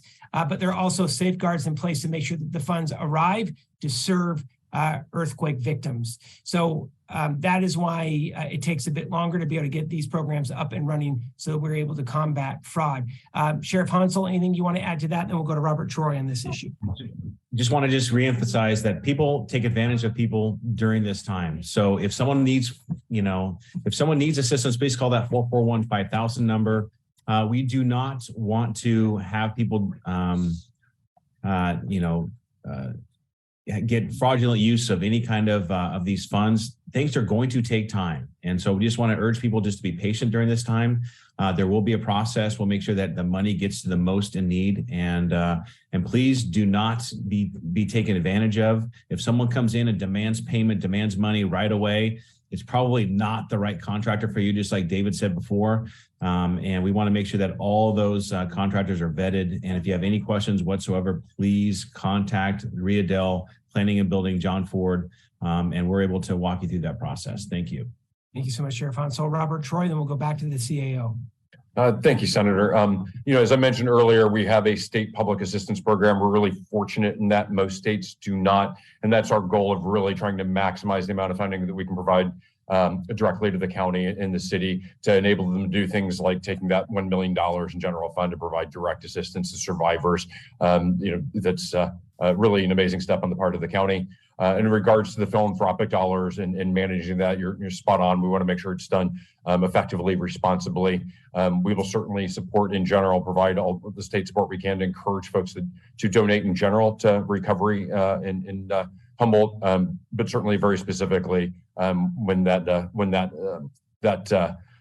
plan is stood up to direct survivors there to get that additional funding. We're going to do everything we can to encourage private sector philanthropic partners to contribute to that, to get every dollar we can to Humboldt. And there is a point person in state OES working on that. That point person is involved in every Zoom, phone call, and in-person meeting to be able to get this fund stood up. And I want to say thank you again to state OES on that. Thank you so much, Mr. Troy. CAO Hayes, and I have one additional question, and I'll turn it back over to Assemblymember Wood. CAO.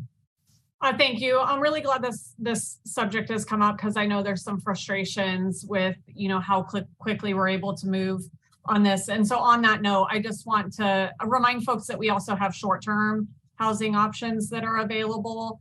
We're currently issuing vouchers to folks, and we have capacity still open. In addition, we're talking about, we've been having conversations tonight about how folks can use their trailers. And so just today, we started to explore whether or not we could partner with some of our local RV locations so that folks can move their trailer over there. I have a trailer. Personally, I'd rather sleep in my trailer than a hotel room. So anything we can do to help continue to provide folks with their own comfort, we're working towards that. So that very likely will be an option in the coming day or so. Thank you so much. And the last question that I had was coming in from Kelly. For the grants being described for stabilization, repairs, and cleanup, do they require that contractors follow prevailing wage practices? So yes and no, Kelly. So I'm going to talk about the yes first. And again, we're going to describe this at our next town hall. The dollars, the first $1.5 million that we discussed that will be going through the county that are coming from the state general fund, there will be a prevailing wage requirement. No way around that. For the flexible dollars that are coming through the state OES that are philanthropic, that will be coming through a nonprofit, and those won't require a prevailing wage. So it's going to be dependent on the fund that is accessed. And we will be very clear when we get these funds, these programs propped up, ready to go, on what will be prevailing wage and what won't be. So we'll be very clear about that, but there will be there will be a few different funds. We'll be very clear what the requirements are on each fund at the front so that homeowners and renters go in with eyes wide open. Mr. Troy, anything you want to add to that? No, Senator, you were spot on. It's all about different funding sources, being flexible where we can, but some of them certainly come with requirements, and we'll manage both of those. Thank you. Yeah, and you'll know, again, folks will know, a contractor will know before accessing, or a homeowner will know what the requirements are. It'll be explicit. Assemblymember Wood, take it away. Great. Thank you, Senator. Obviously, we're getting a lot of questions that are kind of repeats or slightly worded differently about similar themes like renters and so on and so forth. And so we hope we're giving you adequate information in that regard. This was an interesting question, though. We had so a person has a home that's red tagged. They're concerned about liability for future movement that might affect a neighbor. And is there any way to how do you get protection so that if your home moves again and damages your neighbor's home, that you are protected? And so that's a really good question that I don't have a clue about. And we may not have an answer for that one tonight here, but at all, but it does pose an interesting thought that a home potentially sliding into another home, that homeowner has got responsibility for that, I would guess. So I don't know, Mr. Pomeroy, you want to take a shot at that one? Yes, by saying I'd like to punt that one to my lawyers. But happy to take that to the team and come back next time with a thoughtful answer to the question. So it's a very good question, very interesting question. Yeah, very interesting question. Obviously, somebody concerned about their home impacting somebody else's and wanting to protect themselves and that person as well, obviously. So going forward. So anyway, so hopefully we'll have tune into the next town hall and we'll have an answer in that respect, from that respect as well. There's been a question: how do we get the county involved? The county is really deeply involved in this. Our CAO is here, the planning building director is here, the sheriff is here. There's a lot of involvement there. And so anyway, just that's more of a statement than a question, obviously. There is a question, how long is the window for discovering damage? Now we know with the SBA, we heard those dates. There is a window that closes, but in general, is there a window someone might discover? And the question, it really goes around. It's not easy to get inspectors right now. So any thoughts on that? I mean, we know with regards to SBA, it's I believe it's 6. With SBA loans, the deadline to apply is March 8th. However, you have 2 years to request an increase if you need it. So if you discover new damage, then you can request an increase. Okay, that's helpful. That's great. That's absolutely new information. So okay. And just a note here for people taking notes from John Anderson. He basically says, how can Humboldt Redwood Company assist? So somebody reach out to Mr. Anderson and Humboldt Redwood, because they're anxious to be able to help as well.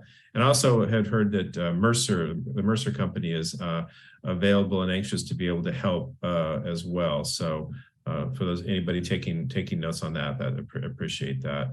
And one thing I did mention, I apologize when we were talking the question about hospitals. I did not mean to leave out Redwood Hospital in Redwood in Fortuna, which was actually closer to the damaged area than the other hospitals. But I was reading the question verbatim, so That hospital as well is in similar has similar precautions and similar redundancies and backups that the other two hospitals do. Another question that's kind of come up is that how will as resources become available? I have heard that we've talked about who has the highest need and so on will have how those resources will be developed or passed out is going to be based on need and so on. And the question was, if a house is red tagged, will they get money before a yellow tagged house? And so, is this truly going to be a case by case, and how will that work going forward? I can jump on that one.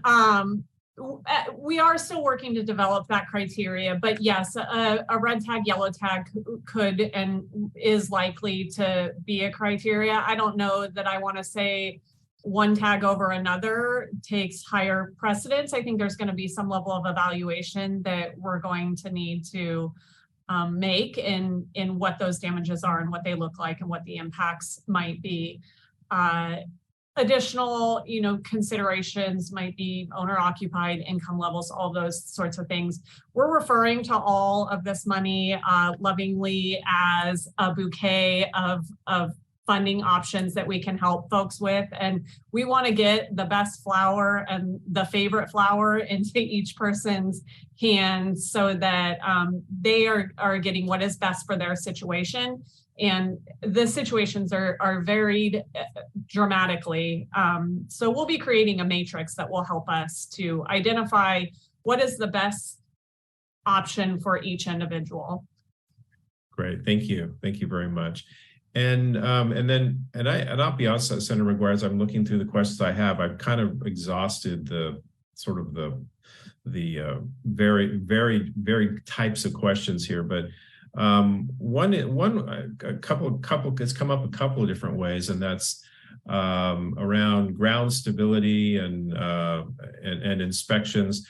I know that there are lots of different kinds of inspectors and lots of specialists who look at ground stability. I think obviously people who are looking to rebuild or repair damage want to be sure that you're not essentially building a house of cards, that the foundation, that the soils and everything are good and solid. And I know that there are soils experts and geology folks that are out there to be able to do that.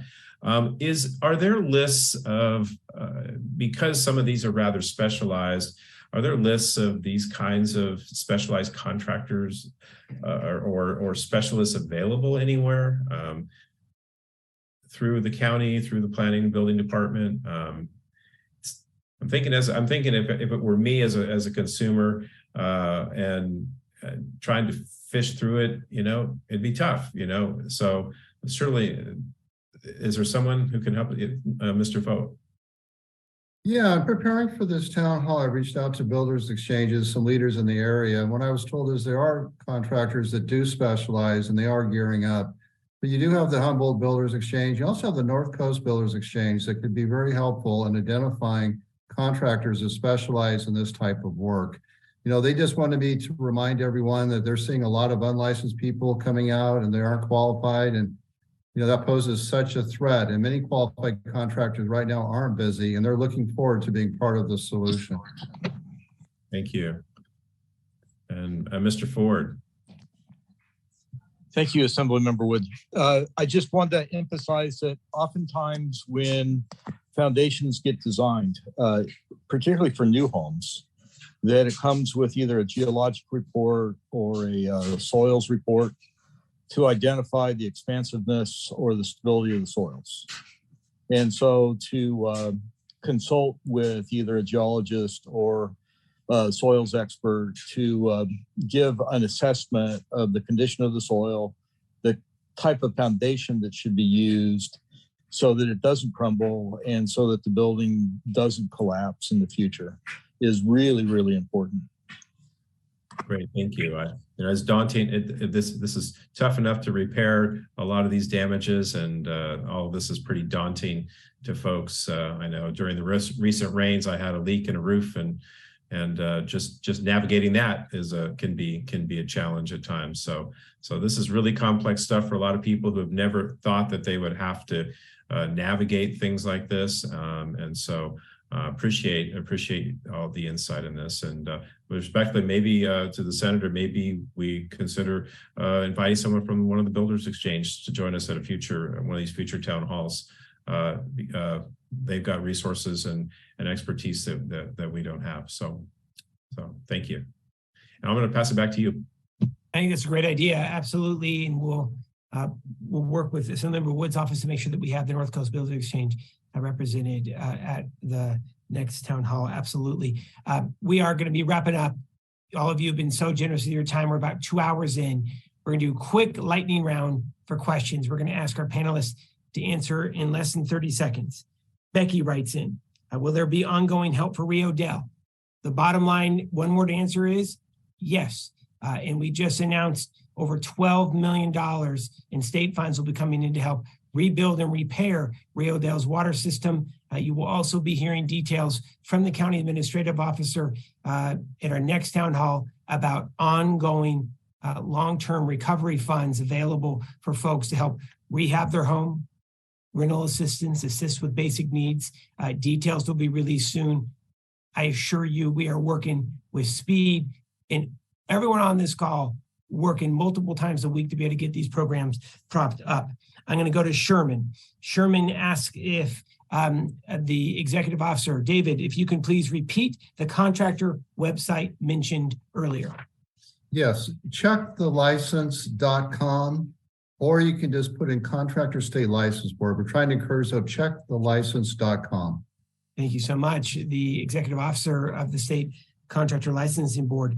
Jim and Suni write in. We're going to, not sure if they are incorporated or unincorporated, so we're going to have Mr. Ford, Mr. Knopp answer this. Are there going to be so what happens to a multi-unit development? They have 6 units that are all rental. And I'm going to go actually first to Sheriff Hansel. Can they get temporary housing covered if they have to be able to temporarily displace their tenants? Sheriff Hansel, I assume that's a yes in the emergency housing program that you have propped up, please. Yes. Short answer, yes, yes, yes. And one more time, Sheriff, the phone number, please, for Jim and Suni to call. 707-441-5000, 5000, 441-5000. Mr. Ford, any comments, any differences with permitting in regards to multi-unit versus single family? Just say that we will want to expedite those the same as we would single family. We want to get the units back online. 707-445-7236. The other thing I would like to say is that we do have home funds, and we're looking for multifamily projects. And if somebody has a apartment complex that really has some damage to it and they need some assistance, please do call the department at the same number, and we will work with them to get an application in for home funds to get those repairs done. Thank you so much, Mr. Ford. Mr. Knopp, any difference between multi-unit and single family in Rio Dell permitting?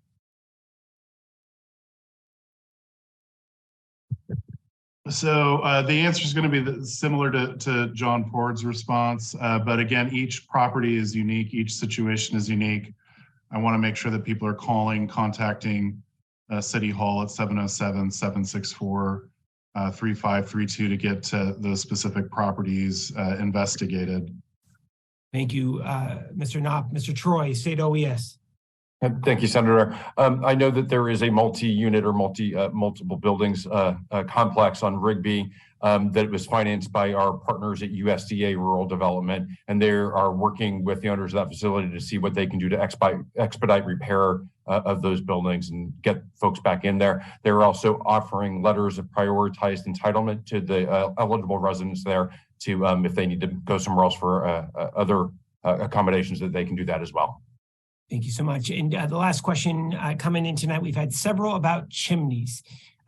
Going to John Ford, Director of Planning and Building for the county. Do you have to get a permit to rebuild your chimney? Yes. All right. Thank you so much. Quick answer. Mr. Knopp, do you have to get a permit to rebuild your chimney in Rio Dell? Yes, and my understanding is we're waiving the permit requirement for demolition of the chimney. All right. So ladies and gentlemen, we want to say thank you. Thank you to our panelists who have joined us tonight for all of their work. There's a lot of work in front of us. And here's the bottom line. We're going to be with you every step of the way. The lights and cameras may have left. This is where we take action. We take action to make sure that those impacted by the earthquakes are taken care of, that we have our programs propped up, and that they are serving each and every one of you.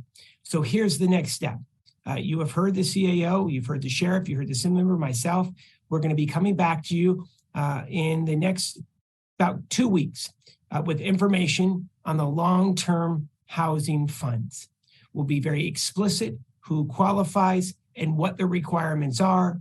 Are they low interest, no interest loans? Are they grants? We'll be able to describe those here at our next town hall. There is emergency housing available. You should, if you need housing and you were impacted by the earthquake, the sheriff has given out the number numerous times tonight, please contact the County of Humboldt to be able to access emergency housing. That emergency housing will be in place for the weeks and the next few months to come. We want to be able to get folks back in. We want to make sure that you're taken care of the time being. I'm going to go to closing comments, and I'm going to start with Sheriff Hansel, then I'm going to go to the CAO, I'm going to go to the city manager, then I'm going to turn it over to Mr. Troy and Assemblymember Wood for closing comments. Sheriff Hansel, closing comments, please. Yep. Just real fast. Thank you guys, everyone here that's on this team. We're here to make sure that we can get as much help to the residents as possible. I just want to stress, not everyone is going to get everything they ask for or need in this. Okay. So I want to stress everyone to if you can get the SBA loan or apply for it, please do that. That is the best place to start here. If you're displaced in the house and need to have a house built or repairs done, apply for that SBA loan. And then if you need emergency housing, if you need some things that for social services aspect, 441-5000 is our number. We can assist you with that. But I really appreciate everyone. Looking forward to getting back to everyone in a couple weeks. Thank you so much, Sheriff. Madam CAO. Yeah, I would reiterate what the sheriff said. And I just want to close with thanking our Board of Supervisors, who I know would really love to have been here with us tonight, but aren't. I know each one of them is listening. They've been supporting all of us and giving us the motivation and the drive to continue to power through. And they've been out in the field. I don't know if Michelle Bushnell has slept since December 20th. So I really want to respect the commitment they've had to all this as well. Thank you, Madam CAO. Would like to be able to turn it over to the city manager. Well, thank you, Senator, for having this town hall. I think it's incredibly important. I want to thank Humboldt County OES and Cal OES for holding and the sheriff for holding the initial local assistance center in Rio Dell. I think that was incredibly valuable. Unfortunately, we don't meet this FEMA threshold, and we're going to have to get creative with a diverse set of solutions from a diverse set of funding sources. And as previously described, hopefully it'll be a bouquet of solutions. And as the sheriff said, there are limitations to what the funding is available to do. But we want to work with everybody to maximize those dollars and get them out to the community, get people rehoused here in Rio Dell, and do everything we can and push the envelope to help this community in its time of need. So I want to again thank all the participants on the call, not just the panelists, but those watching at home. Know that you are not alone, and this is a great team, and we're all here to help. And we're all here trying to move this ball forward and protect this community. So thank you.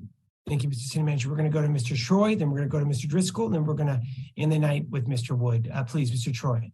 I'll keep it brief. I want to thank the county recovery team there and the leadership of the city for their warm and collaborative nature. We've immediately worked side by side in driving towards outcomes as quickly as possible. And thank you, Senator and Assemblymember Wood, for your leadership on this and for convening this group. This is just the beginning. We have a lot of work to do, and we're going to work together to get it done. Thank you, Mr. Troy. On behalf of Congressman Huffman, John Driscoll. Yeah, thank you, Senator. Just quickly, I want to reiterate just a deep thanks to, the local, county, state response, the people that have really made this monumental effort happen. And it's just a tremendous response. There's teams and teams of people represented here that are interested in getting Rio Dell and the county back on its feet and getting everybody whole here. So the Congressman definitely is paying attention, and we are willing to help with whatever we can. Again, thank you, Senator, and thank you, Assemblymember Wood. Thank you so much, Mr. Driscoll, and to the Congressman. Take it away, Assemblymember. Yes, and I think it's worth another thank you, especially to our first responders, who many of them didn't sleep for a long time. And it is truly amazing how quickly some of these services can get up and going again. The fact that you've got water, you've got power to all but 238 people in Humboldt County right now, or 238 customers, which is pretty remarkable considering the earthquakes, the wind, the rain, and everything else going with that. That number is as of about an hour ago. And that's pretty phenomenal. So our folks of PG&E out there trying to restore power and find creative ways to get power to people. Hats off to everybody who has been involved in this recovery, trying to make life get back as close to normal as quickly as possible to people. And thank you to Senator McGuire. It's always a pleasure working with you as a partner on the North Coast, and Congressman Huffman. I know we've got more work to do, and just thank you very much. It's an honor working with you. Assemblymember, grateful to work with you. Thank you, everyone, for tuning in. Thank you for hanging with us this entire time. We are going to be back with you in 2 weeks, if not sooner, with the details surrounding the long-term recovery program focused on housing rehab for homeowners, rental assistance, and basic needs.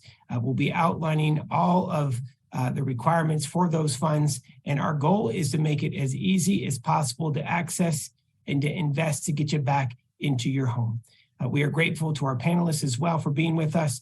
As always, we look forward to working with you, and we will recover from these earthquakes by working together. Thank you so much for tuning in. Much more to come.